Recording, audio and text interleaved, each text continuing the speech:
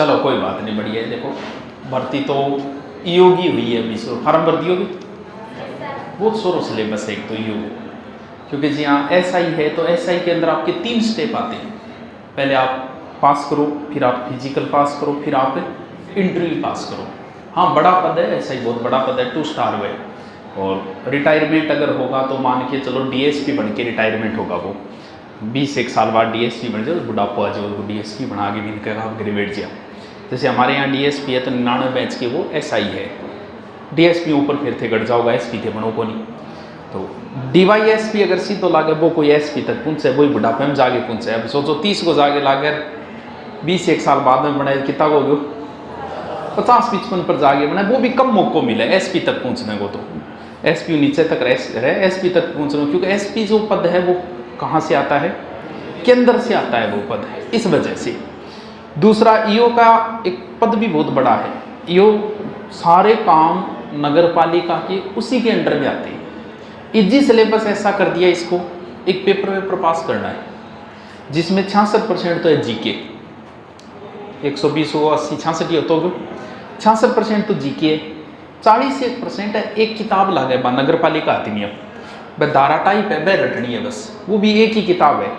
अब टाइम दे दिया आपको, कितना दे दिया, अब 900 महीनों चाले, अब 9 चाले था, तो 9 और 12 कितना हो गया है, 8 महीना या 9वें महीने हुए, वो बात सीधी सी आ गई। 8 महीने में शायद कितनी का कोई 300 350 धारा है लगभग, इतनों से नगर पालिका की। जीके तो सबको पढ़ना ही है, भले आप एसआई की तैयारी करो, भले आप आरएस की तैयारी करो, भले आप ईओ की करो, और भले आप कांस्टेबल की करो। राजस्थान का जीके से आप पीछा नहीं छुड़ा सकते, ये आपको पढ़ना ही पड़ेगा।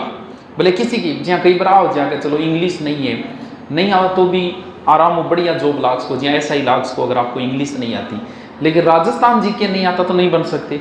राजस्थान जीके तो आपको पढ़ना ही पढ़ना पड़ेगा। दूसरा एसआई 2 स्कोप हमेशा अपने पास रखने ही पड़ेंगे, सीधा आप आरएस के बारे में नहीं सोच सकते। मत आई कहूँगा आप सोचना, और इसी उम्र में सोचना चाहिए ये वो, मैं मोटिवेशन तो ही दूँगा क्योंकि मेरे तो एडमिशन जल्दी हुए वो। तो कई बार क्या 10वीं के बच्चे को पता नहीं होता कि उसे आगे क्या करना है। कई बार हम कहते हैं कि बच्चे को खुद को पूछो, अरे बच्चन बेचारे के बेरो है, 10वीं का बच्चा सब्जेक्ट लेगा अपने दोस्त के अनुसार। दोस्त अगर साइंस ले रखी है तो वो साइंस लेगो, दोस्त आर्ट ले रखी है तो वो आर्ट लेगो, क्योंकि उसके बच्चे की समझ नहीं होती। लोग कहते हैं मेरा ये शौक था, शौक कभी को नहीं है। 10वीं में आपका कुछ और शौक था, 12वीं में कुछ और हो गया, बीए करने के बाद कुछ और हो गया। उम्र के अनुसार आदमी के शौक बदलते रहते हैं। अब 10वीं क्लास के बच्चा ने गार्जियन जागो प्राइवेट स्कूल में एडमिशन करा, बट मास्टर जी ने पूछेगा कि गुरुजी के सब्जेक्ट दिलावा, बताओ वो के बताओ वो क्यों। हाँ, क्योंकि साइंस की फीस तो है 45-50 हज़ार, आर्ट की फीस है 4,500, 4,500 इतनी सी देगी, वो क्या कहेगो